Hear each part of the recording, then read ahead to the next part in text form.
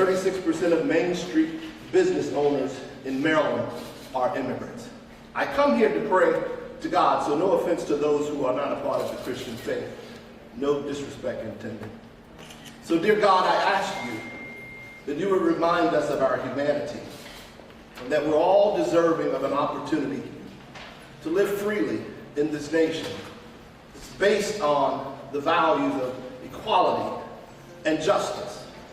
And dear Lord, I ask that you remind us all of the words of Dr. King, that what affects one of us directly ultimately impacts all of us indirectly. We either live together as brothers and sisters, or we perish as fools. So God help us, God be with us, God keep us, and God protect us. Amen. Amen. Amen. Ken, thank you so much for grounding us with your words. As everyone is aware, our region is under attack. We are here today to demand that ICE stops abduction and destroying our community. We have seen a spike in the Baltimore region and our surrounding areas of raids. These raids are not isolated incidents. They are direct assault in our immigrant families, on working class neighborhoods, and the dignity of Baltimore as a whole. This moment for all of us, this is the moment to step up. This is the moment to say everyone deserves dignity and respect, no matter where they are from, no matter the language they speak. In the past 3 weeks, ICE has raided the Baltimore region, and it has escalated. On May 20th, as some of you might already know, there was a violent raid that took place at Home Depot on Eastern Avenue, where 5 day neighbors were chased, tackled, and forcibly abducted. Men in ski masks came back to the same location and arrested 4 additional day laborers. They also did raids in local supermarkets, including the 7-Eleven right next to the Home Depot. We are only 11 days into the month of June, and the CASA team has already responded to 7 additional ICE abductions, where community members have been targeted at grocery stores, shopping centers, gas stations, and even with their children and elders getting caught in the middle of ICE violence. Just this week, a Baltimore City man was abducted while with his wife, 3 children, and 80-year-old mother. With videos and witnesses sharing, and we can see that his young son was assaulted in the process, leaving him with blood all over his face. ICE has also detained individuals outside grocery stores near Highlandtown. These raids are tearing up our communities, leaving broken families in the urgent need of support, mental and physical support. The Trump regime has launched a crisis right here in Baltimore, and we say loud and clear, we are advocating for the dignity and the respect that immigrants deserve. Today's date of action is about standing united. After this press conference, we will be marching to key locations where folks have been detained and abducted. We will remember each person that has been taken away from their family and loved ones, and we are going to demand justice for our community. Only by joining together, we will be able to comfort and fight these bullies who take rules over us to protect our freedom, our families, and our future. Now I would like to introduce our strong lineup of community members and elected who are here to support our immigrant community. First, I would like to start off by inviting up a strong leader, strong CASA member, who is going to shed light into what families right here in Baltimore City are facing. Julia.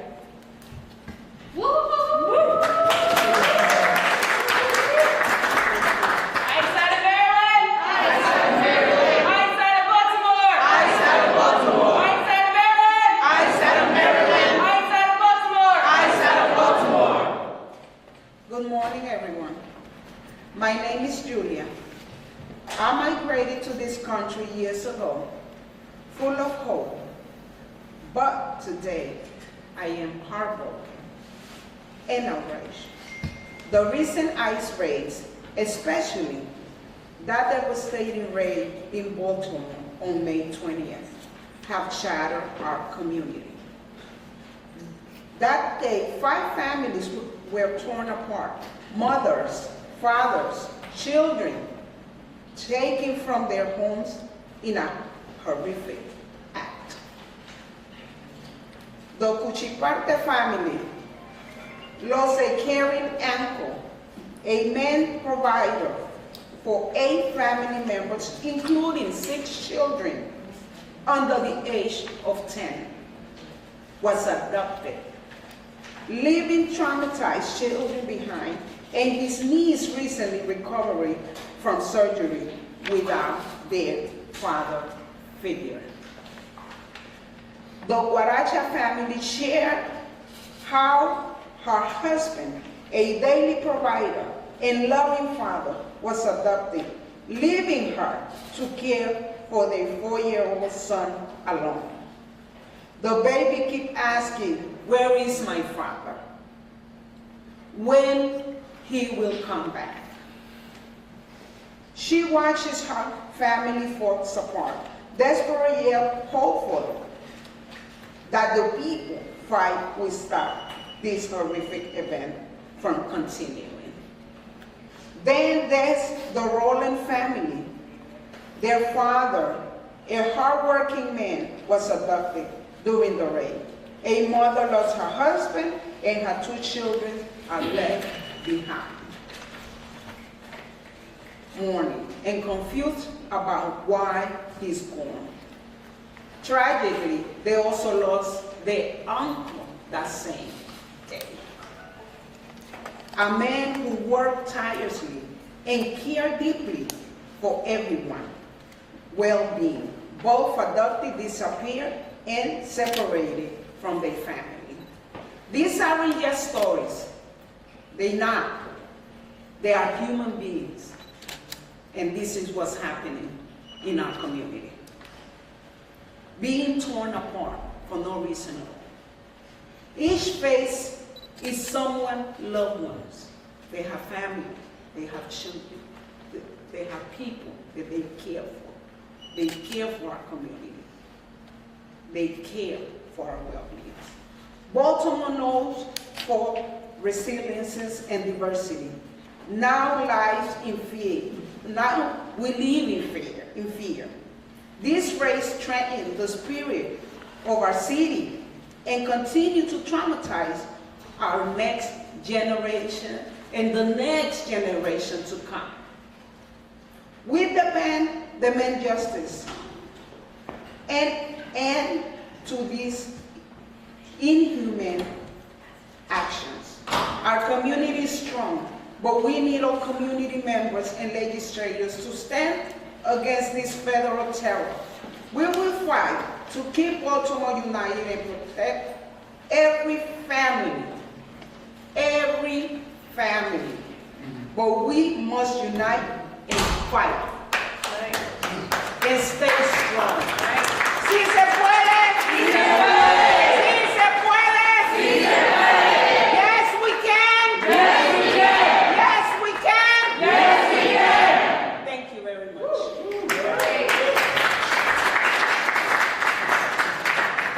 Thank you so much, Julia. And now it's my honor to introduce a person that has been fighting for immigrants' family and championing what we need as an immigrant community to be able to stay together, to stay connected, but to survive this attack by this administration. Councilwoman Odetta.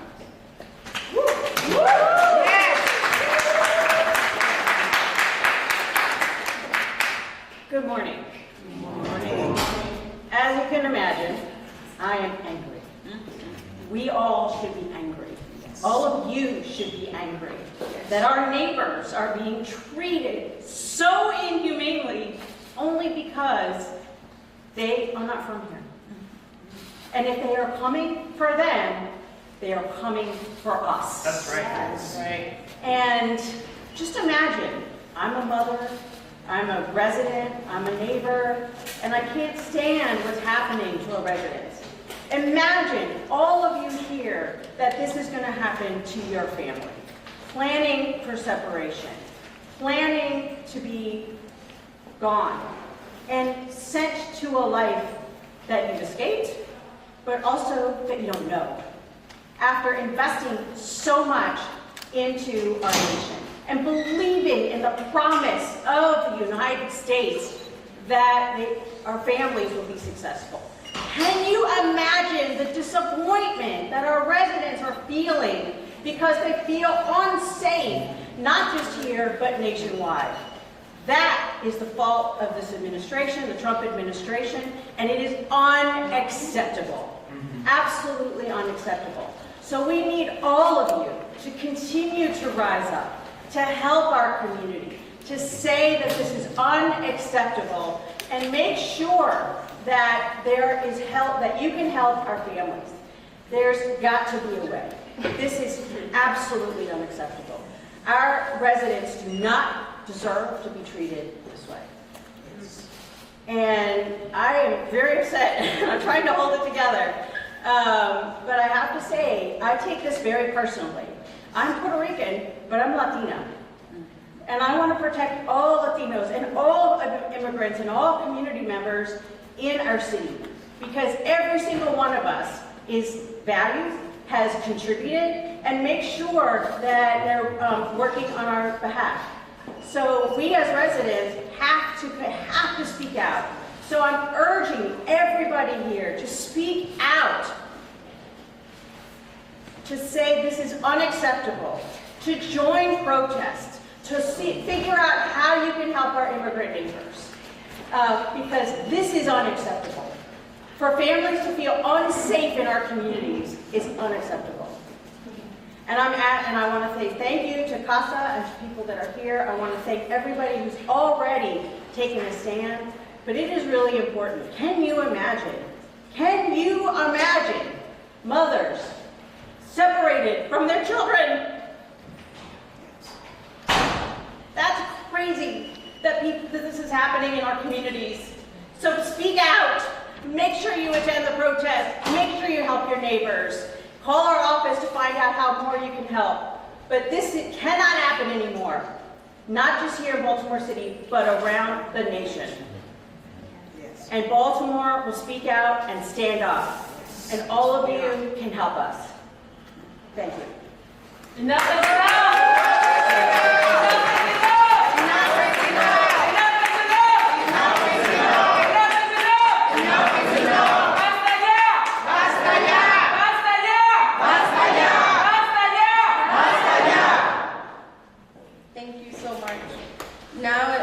Privilege and honor to introduce a leader and an advocate that has been fighting right here in Baltimore for decades, Gary Bien from Comité ID. Gary Bien. My greeting from my homeland, Creole. Bonjour tout le monde. Chaque passé, buenos dias, ni hao. Those are the languages oftentimes we speak in the Baltimore area. My name is Gary Bien. I'm the Executive Director of Comité IT. We are a small, powerful nonprofit in Baltimore right here. Our role is to support and advocate on behalf of the Haitian community. As you all can see behind me, the amount of powerful leaders we have behind me, in front of me, besides me, we are not alone. Yes, we're not. So today, I want to take this a little further by saying to the current administration, shame on you. Shame. Shame. Shame. Shame on you for what you're doing to my people, my community, my neighbors, my friends. So as you all know that there's a large ban in 12 countries, and Haiti is one of them. Shame on you to be sending back those of us who were impacted by gun violence in Haiti. We are losing families in Baltimore. Families that was doing the work, what some of us refuse to do. Clean your house, cut your grass, pull out your fish for you, clean it, fish for you, your restaurant, the good food you have in the beautiful town of Highland Town, Greek Town, Italian neighborhood. Those are our community who do all good work. Community IT is committed on advocating on safety, dignity, and rights for all people. I call on policymakers, community leaders, and publics to join us. We will continue to work tirelessly with our partners to provide resources where we can, legal support where we can, advocacy where we can, but we can only do it with you all. Media, you have a role to play. Your role is our mouthpiece. Your role is to communicate to the communities, to America, to let them know that Baltimore will not stand behind this. My passion as a child of an immigrant family, born in Haiti, raised in Miami, I've been through this fight before. Miami, Boston, New York, Baltimore. Baltimore will show the example. The great leaders behind me, we will show the Trump administration that we will not stand for this. Help me continue with this fight. At the end, we will say one word, si se puede. Nous capables! Si se puede! Nous capables! Aïe Bobo, Kembila.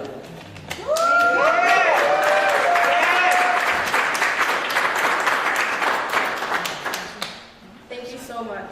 Now, I want to introduce a council member who has been a strong advocate for equity and justice, a powerful voice for our working class families here in Baltimore City, Jermaine Jones.